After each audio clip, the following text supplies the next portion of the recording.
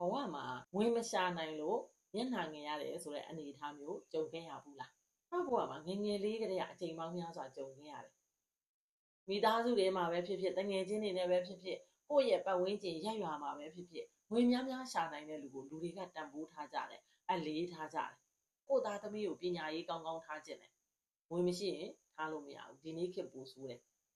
ကျမကိုယ်တိုင်အဲ့ဒီလိုမျိုးကိုခံစားခဲ့ရတာကျမ10တန်းလုံးကဘုံလူတွေနဲ့အောင်ခဲ့တယ်အမှတ်400ကျော်ခဲ့တယ်ကျမအရန်တက်ချင်ခဲ့တဲ့စီးပွားရေးတက်ကတူကျမလက်လွတ်ခဲ့ရတယ်ငွေမရှိတဲ့ဘဝမို့လို့ကိုယ့်ရဲ့အခွင့်အရေးတွေကိုပါလက်လွတ်ဆုံးရှုံးခံခဲ့ရတာပညာရေးမှာငွေလိုတာလားဆိုတော့မဟုတ်ဘူးကျန်းမာရေးမှာလည်းငွေကလိုတယ်အနာသိတယ်ဆေးရှိတယ်ငွေမရှိရင်တော့ဆေးမရှိတာနဲ့အတူတူပဲ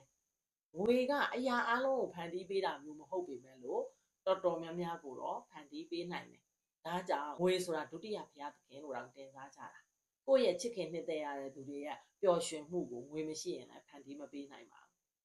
အဲ့ဒီအတွက်ကြောင့်မလို့လူတွေကငွေရှာနိုင်တဲ့လူကိုတန်ဖိုးထားကြတယ်အလေးထားကြတယ်ငွေရှာပေးနိုင်တဲ့သူကိုတော့တန်ဖိုးထားရကောင်းမှန်းသိတယ်ငွေကိုလည်းတန်ဖိုးထားရကောင်းမှန်းသိတယ်ဒါပေမဲ့ကိုယ့်ကိုငွေရှာပေးတဲ့အလုပ်ပေါ်မှာတန်ဖိုးထားတတ်ပြီလားပြန်စမ်းစစ်ဖို့လိုအပ်တယ်အဲ့တော့ကိုယ့်ကိုငွေရှာပေးတဲ့အလုပ်ပေါ်မှာတန်ဖိုးထားတတ်ပြီဆိုရင်ငွေများများရှာနိုင်လာလိမ့်မယ်ဘလောက်ထိတန်ဖိုးထားဖို့လိုအပ်လဲဆိုလို့ရှိရင်တဲ့ဒီအလုပ်ပေါ်မှာကိုယူသွတ်တီထအောင်ကိုတန်ဖိုးထားရပါမယ်တဲ့။အားကြောင့်လဲဆိုလို့ရှိရင်အဲ့လိုယူသွတ်လို့အယူထတယ်လို့အမြင်ခံရပြီဆိုရင်တော့အရာထူးတော့မှသိကြတယ်တဲ့။ဒါကြောင့်ကိုယ်ငွေရှာပေးတဲ့အလုပ်ပေါ်မှာယူသွတ်ဖို့လိုပါတယ်တဲ့။အဲ့ဒီစကားလေးကြားတဲ့အချိန်မှာကျမအရန်အားတက်သွားတယ်။ဘာကြောင့်လဲဆိုတော့ကျမလုပ်ခဲ့တဲ့အလုပ်တွေပေါ်မှာကျမကအရန်ယူသွတ်တယ်။အဲ့ဒီအလုပ်ကိုလုပ်ရရင်ကျမထမင်းမစားရလဲနေနိုင်တယ်မအိပ်ရလဲနေနိုင်တယ်အဲ့လောက်ထိအောင်ကျွန်မယူသွတ်ခဲ့တာဖြစ်တော့ကြောင့်မလို့ဒီနေ့ဒီချိန်မှာအယူထားလို့အရာထူးခဲ့တယ်ဆိုတဲ့အနေအထားကိုရောက်ရှိလာတာအဲ့ဒီအတွက်ကြောင့်မလို့ကျွန်တော်တို့မိတ်ဆွေတွေလည်းငွေများများရှာဖွေခြင်းနဲ့ဆိုရင်တော့ကိုလုပ်တဲ့အလုပ်ပေါ်မှာတန်ဖိုးထားရပါမယ်ယူသွတ်ရပါမယ်အဲ့လိုယူသွတ်ဖို့ဆိုတာကအလေးအကျင့်လုပ်ယူရတယ်ကိုတန်ဖိုးထားရင်တန်ဖိုးထားရင်နဲ့ချစ်မြတ်နိုးတယ်ဆိုတာမျိုးဖြစ်လာတာ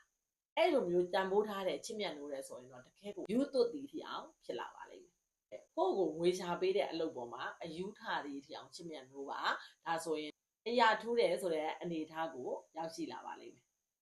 ကြည့်ရှုအားပေးကြတဲ့မိတ်ဆွေတွေကိုအထူးပဲကျေးဇူးတင်ရှိပါတယ်နောက်ဗီဒီယိုလေးမှာပြန်ဆောင်ကြပါအောင်မယ်နော်